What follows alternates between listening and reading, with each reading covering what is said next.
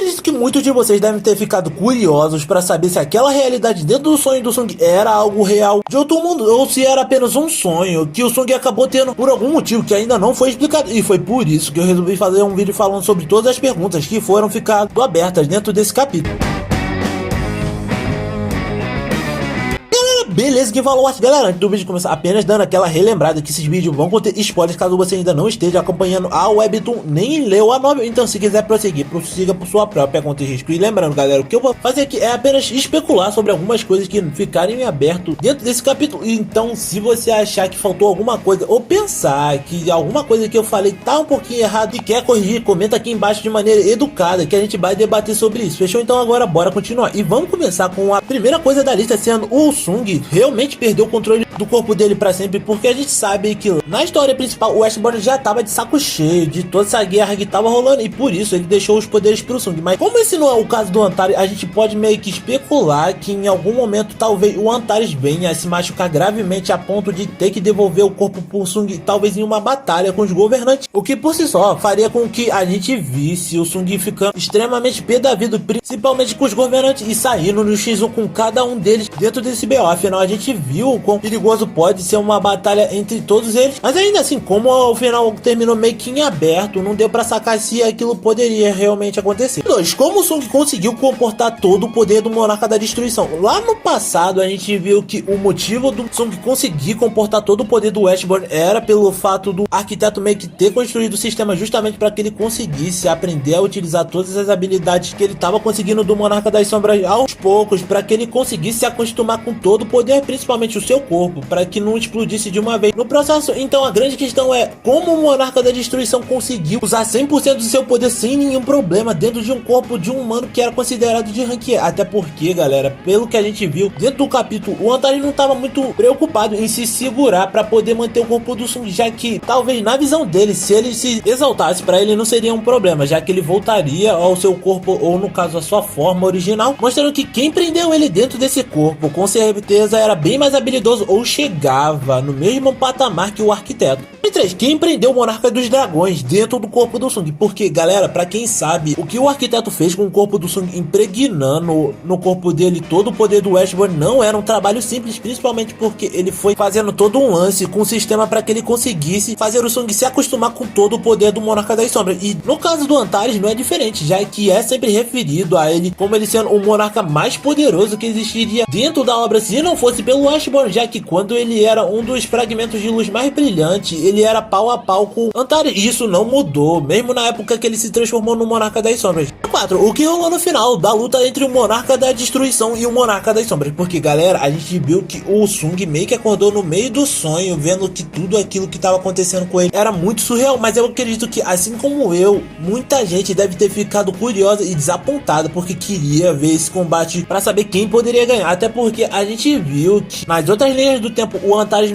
junto com os outros monarcas, acabou detonando toda a Terra, e isso sem a intervenção do Ashburn. Então imagina agora com a intervenção desses dois dentro da Terra, com certeza ia ser o caos completo, e provavelmente mesmo que os governantes intervissem, isso não ia servir de muita coisa para poder apaziguar a batalha de alguma maneira, o que aliás me leva ao próximo tópico que eu vou estar falando aqui. Vocês vieram até aqui e caso estejam curtindo o conteúdo que eu tô trazendo e queiram mais, caso venham novos episódios incríveis como esse, se inscrevam no canal e deixem um like, compartilhem pra galera e não esqueçam de ativar o sininho na hora das notificações, afinal esse é um conteúdo que vocês vão estar recebendo caso sejam inscritos. E agora, sem mais delongas, bora continuar. 5. Ashburn vai conseguir um novo receptáculo, partindo do princípio que agora o arquiteto morreu e o Ashburn acabou tendo que sair no X1 contra o Antares dentro da estátua de pedra. Eu acho que ficaria um pouco complicado para ele conseguir um novo receptáculo, pelo menos sem que o receptáculo consiga explodir completamente, mas ainda assim podem existir outras pessoas que podem fazer esse favor por Ashburn, já que a gente viu que o Antares de alguma maneira conseguiu entrar dentro do corpo do Sung e não explodiu o personagem no decorrer do capítulo. Mais claro, isso é só uma especulação, já que a gente não sabe se o Sung vai sofrer depois com os efeitos do poder do Monarca da Destruição. E se fosse o caso da luta terminar em empate e a gente ver que o Ashburn conseguiu sobreviver, pode ser que a gente pudesse estar vendo um cara que seria bem mais preparado fisicamente do que o Sung para esses combates, já que a gente viu que todos os governantes conseguiram receptáculos mesmo que fossem imperfeitos, e isso também poderia ser um indício de que talvez dentro desse mundo a gente poderia poderia ter o pai do Sung unindo forças com o Ashborn para poder fazer com que o Antares tirasse férias do Sung de uma vez por todas. Pensei, será que a Terra vai ficar bem? Partindo do princípio que talvez a gente pudesse ver uma Terra onde o Ashborn e o Antares tiveram que sair no X1 e ficasse completamente desolado após o combate deles, principalmente porque eles poderiam ter saído de dentro daquele portal. Dá pra dizer que talvez o Ashborn acabasse recebendo a ajuda dos governantes, enquanto o Antares receberia a ajuda dos monarcas no processo, até porque boa parte das lutas a gente via geralmente o Sung sozinho conseguia dar conta do recado através de todas as suas sombras, e talvez isso não seria muito diferente do Ashborn, já que a gente nem sabe se nessa época ou ele já tinha mandado o Igris para poder esperar em uma DG, além de todo o seu exército que ficava dentro do portal que apareceu no céu de Seul. E ainda assim, seja qual fosse a estratégia, o resultado seria o mesmo. Provavelmente a Terra iria pro saco, ou então o que sobrasse dos sobreviventes nesse combate faria com que fosse muito pouco a possível repopulação da Terra e faria com que os governantes tivessem que usar novamente o Cálice do Renascimento para rebutar toda a história novamente. 7, foi só um sonho mesmo, galera? Todo mundo sabe que o Sung acabou acordando sem entender o que aconteceu dentro desse sonho, ou no caso pesadelo que ele teve nessa luta entre o Ashborn e o Antares, principalmente porque ele não sabe por que ele teve esse sonho nesse momento, mas partindo do princípio que talvez a gente esteja vendo uma realidade paralela onde eles venham a se enfrentar, pode ser que a gente esteja vendo isso justamente porque o Ashborn vai morrer nessa realidade, e